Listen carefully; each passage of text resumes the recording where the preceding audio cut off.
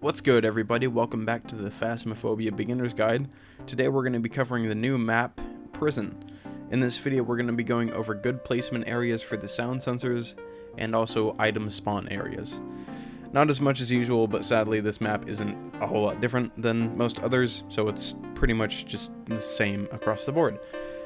As always, there are going to be timestamps for each section in the comments down below, so without further ado, let's get into the video. First off for the day are these sound sensors.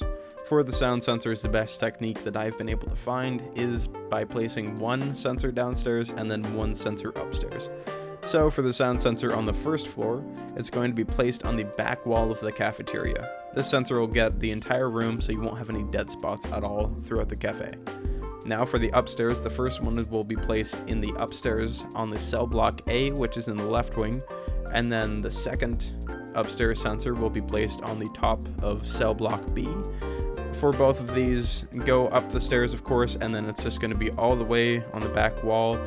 When you're there, try and place the sensor closest to the middle of that big wall right above the door entrance downstairs. This will get both cells on either side of that upstairs section, and it won't get the stairs, it'll just get before there. Now for the last sensor, we're going to be placing it in the main upstairs corridor where the fire alarm and the fire hose are on the back wall. This won't get the entire upstairs section, but it'll get a pretty good chunk of it, at least 50%. So that's it for the sound sensors. It's of course not perfect as always, but it definitely helps, especially on this map where there's a lot of places that you gotta check, especially if you're doing it alone. So that'll help. Those are the sound sensors. Let's move on. So for the items, for Prison, the items that we have here are the circuit breaker, a sinks, and then a Ouija board. So for the first thing that we have here is the circuit breakers. Unlike the usual 2 or 3 that you have that can have different spawn locations, Prison loves you and it has 6 different spawn locations. So we have 3 upstairs and 3 downstairs possible location spawns. So for the upstairs, we have the Chief Security Office, that's in the top left, and then the Infirmary Hallway, and then the last one is going to be in the Warden's Office. Now for the first floor, the locations are the Visitation Security Center, Cell Block A Security Room, and Cell Block B Security Room.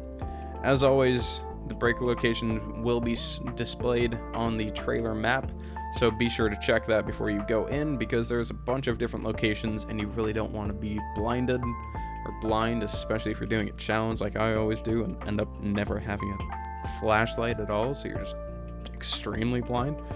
Next up are the sinks, so I'll keep it short because this is pretty self-explanatory. So for the first floor we have 10 total sinks, and those are all going to be in the bathrooms. And then for the top floor we have 6 sinks. Most of those are going to be in the bathroom, but we do have 1 in the infirmary.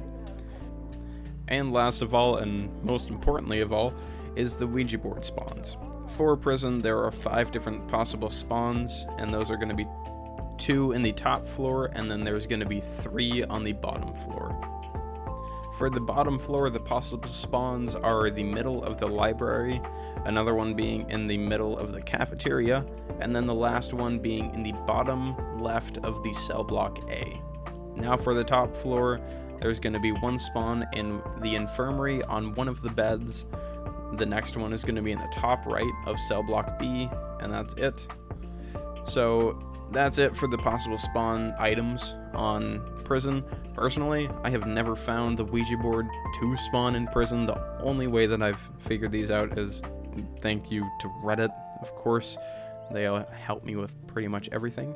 But let me know if you actually find a Ouija board in Prison, because I'm really starting to think that it's just not gonna happen, at least for me. So let me know, because I want to see if they're actually ever gonna spawn. So that's it for my guide on Prison. As the other maps come out and stuff, I'll be doing more guides on those, hopefully sooner. Obviously, I took December off because, well, I was just busy and I didn't really have the time. But I'm back, and I'm releasing videos every Tuesday and Thursday again, and I'm also streaming live on Twitch every Tuesday and Thursday. And hey, we also have a Discord where we talk about VR gaming and Phasmophobia quite a bit, and I talk to you quite a bit. So look out for my next video, which is going to be map items in Phasmophobia. Pretty excited about that one. Honestly, as far as I can think of, that's really going to be the end of the beginner's guide.